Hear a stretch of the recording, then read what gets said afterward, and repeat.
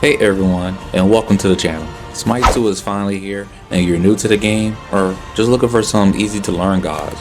You came to the right place. Today we're going to count down our top 6 gods that are perfect for beginners, and a bonus one. And with that said, let's begin. Let's break down Neith, who could be playing carry or mid lane. The first Weaver is a beginner-friendly hunter in Smite 2. Now, don't forget, Smite 2 is still in development, so some things may change. Now, let's break down Neith's abilities. Her first ability, Spirit Arrow. Neith's fire a piercing arrow that damages enemies in a straight line. This is her primary source of damage, and Wave Clear. It's a straightforward projectile, and it attacks everyone in front of her. Unrival or Weave. Neith creates a weave at a target location. This weave serves multiple purposes. Enemies who walk over it are rooted, and Neith's Spirit Arrow gains increased damage and penetrates when fired through it. Backflip.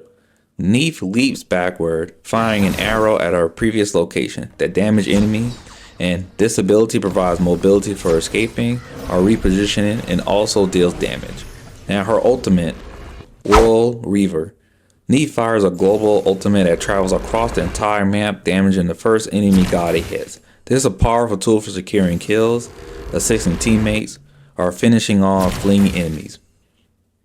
Neith is a great starting hunter for several reasons.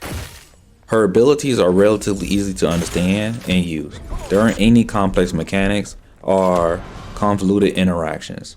Spirit Arrow allows her to clear minion waves effectively, which is essential for farming gold and experience in early game. Her ultimate allows her to impact the entire map, even when she's not directly involved in a fight. This can be very helpful for beginners who are still learning the map and the game flow. And Backflip provides her with a way to escape from her dangerous situations, making her more forgiving for new players who might make bad position mistakes. The key to maximizing Neith's damage is use her Unravel effectively and try to place it where the enemies are likely to walk over it, and use it to set up for a powerful Spirit Arrow. And Backflip can be used for offensively and defensively. Use it to create distance between yourself and enemies, or to move yourself to a better shot.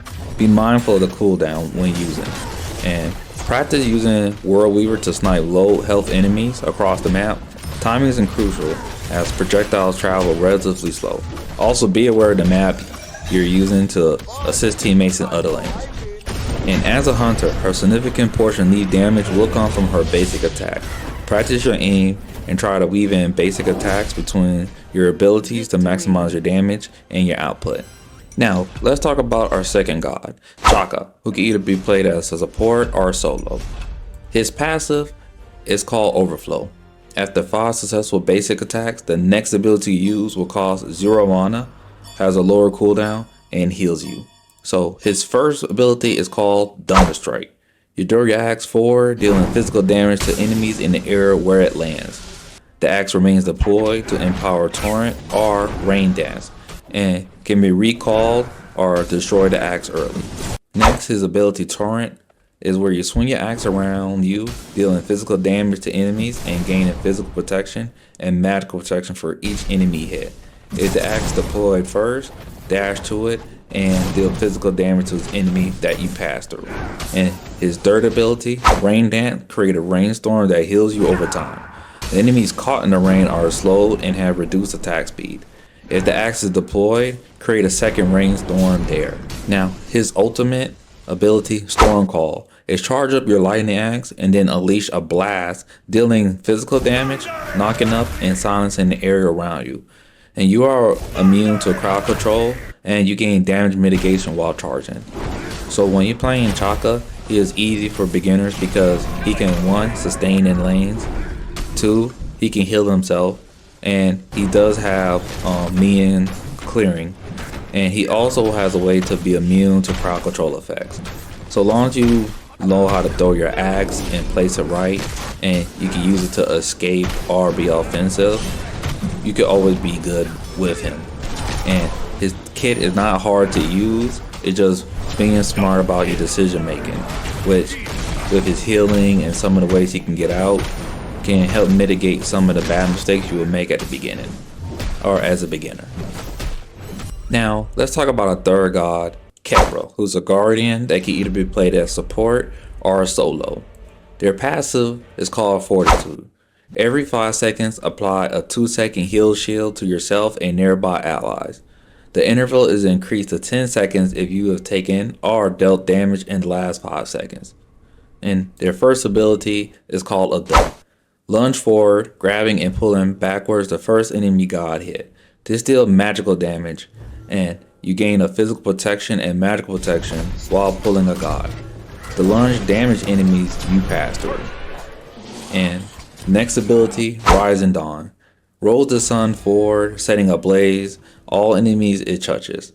Affected enemies repeatedly take magical damage over time, and affected enemies have reduced physical protection. Allies hit gain damage mitigation, and after reaching a max distance, the sun sets, reapplying all effects in a larger area.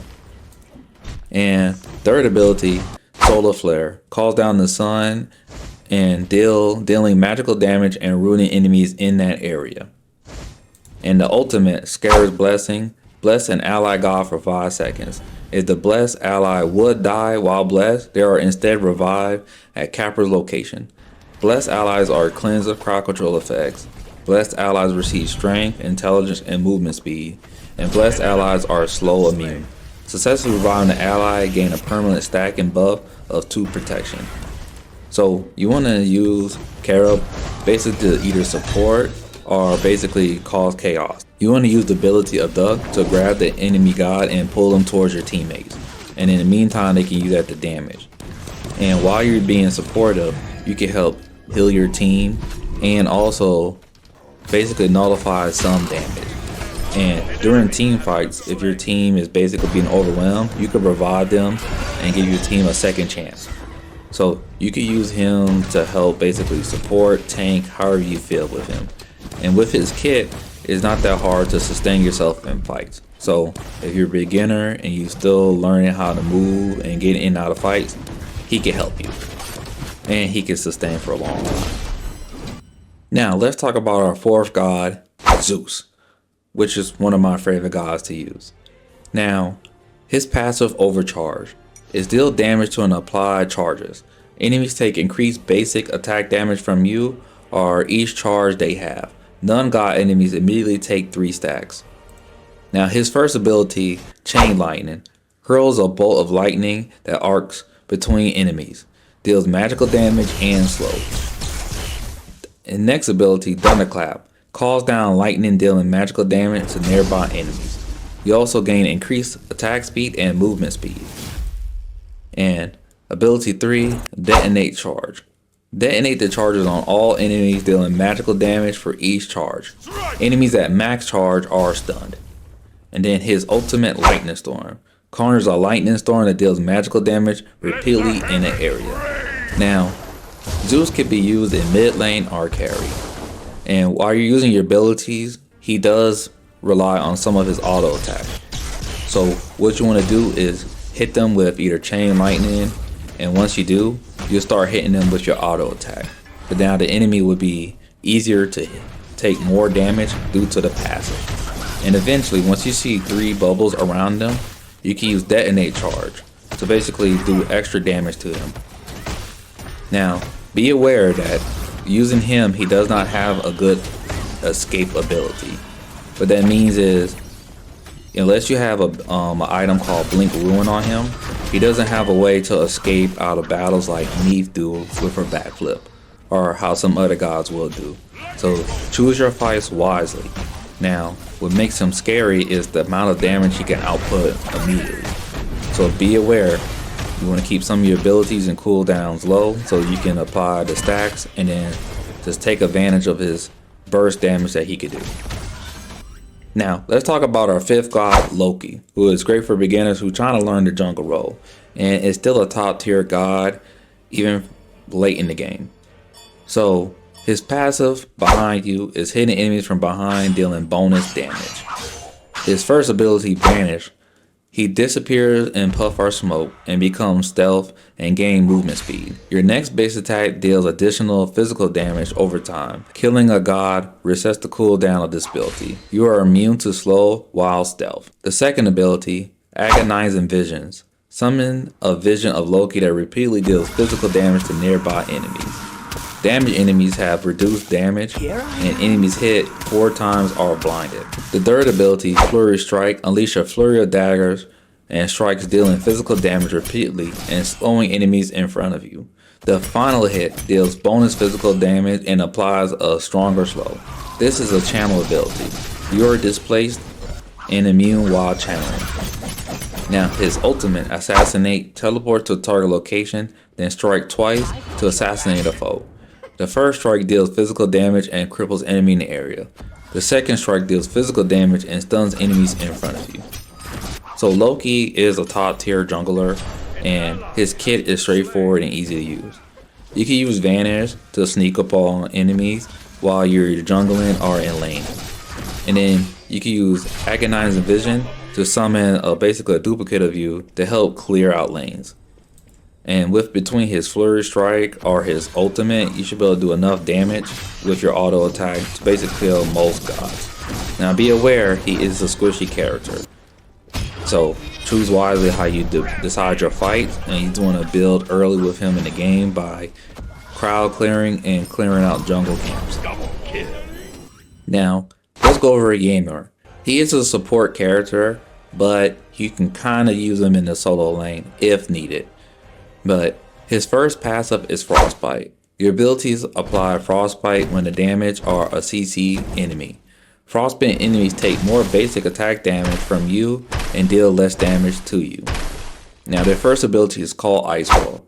It creates a wall that knocks back enemies on creation, and you can reactivate it to destroy the wall early. Their second ability, Glacial Strike. Smash your club into the ground, creating a field of ice that deals magical damage and slows. And Frost Breath. Unleash your freezing breath, stunning enemies in front of you and dealing magical damage. And then their ultimate, Shards of Ice, is freeze the air around you, slowing enemies as you channel. After 3 seconds, erupt with a burst of magical damage to all enemies in range. You may cancel ability early, dealing less damage, and you are CC immune while using the ability. So why use Ymir? His ability is straightforward. What you want to do is use your Ice Wall to cut off enemies running away. And you can use Glacial Strike to basically cause more slow, and as they're slowed down, you can catch up and use your basic hits or your basic attack to keep hitting them. And between that or Frost Breath, you can basically slow down the enemy longer, stunning them. And then not including your ultimate, which can be good in a team fight to basically do a large burst damage to a group of people. Now, the only thing that may be hard with him is which abilities do you combo together, and that would be from you testing and playing. For example, you might use Ice Wall and Frost Breath to basically chase down your enemy, and then you can use Glacial Strike as they're running to slow them down more. Now, depending on how you want to do these combos is upon you. Now, the bonus god that I cannot say his name right, but I will try, or Kukulkan. His passive, Power of the Wind Jewel. As you build items that provide mana, you get bonus intelligence. And Zephyr, their first ability, fire a projectile that explodes on the first enemy it hits. The explosion deals magical damage and slows enemies in the area. Damaged enemies are also slow. The next ability, Slipstreams, summons the wind to become slow immune and gain movement speed that fades over time. Activate this with a whirlwind to instant dash, dealing magical damage and slowing enemies hit. Now, the third ability, Whirlwind, creates a whirlwind which spreads onto all enemies that enter its area. Affected enemies repeatedly take damage over time, and even if they leave the area. And now their ultimate, the Spirit of Nine Winds, summons the Spirit of the Nine to deal magical damage to a large path. Enemies hit are also knocked back. So why pick him? Between his passive that gains more intelligence so he can gain more damage, and his kit is very straightforward and easy to use for clearing lanes and attacking other gods. And even his ultimate can be used to basically snipe out other enemy gods either running away or that's far away.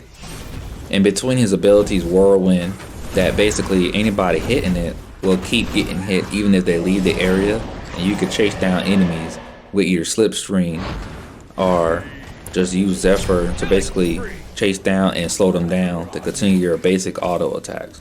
So for him, his kit is straightforward and easy for any beginner god who want to learn mage or just be in mid lane. So there you have it, our top 6 gods plus a bonus one. Now remember, to practice makes perfect. Try out these gods and find out which one you enjoy and have fun learning the game. Now there are different roles for each god. Just play them gods, play each role, and as you do, you can figure out which role is best for you. For me, my favorite god was Thanatos. He's a jungler, and also I have a video on him. I didn't want to introduce him into the beginner's guide because he's a different playstyle and he's more aggressive. Now, one of these gods may fit you and may fit your playstyle. That's why I put different ones for different people. You might want to be more supportive, you might be more tanky, you might want to deal more damage, you might want to sneak around and basically take out people, or aka assassinate, Loki. So just keep in mind, try different roles and enjoy the game. But with that said, don't forget to do all the good YouTube stuff. Like, comment, subscribe. Let me know if there's any gods you want me to break down. And if you like this guide, leave a like in a comment so I know I'm doing well. And with that said, peace. This is what gods live for.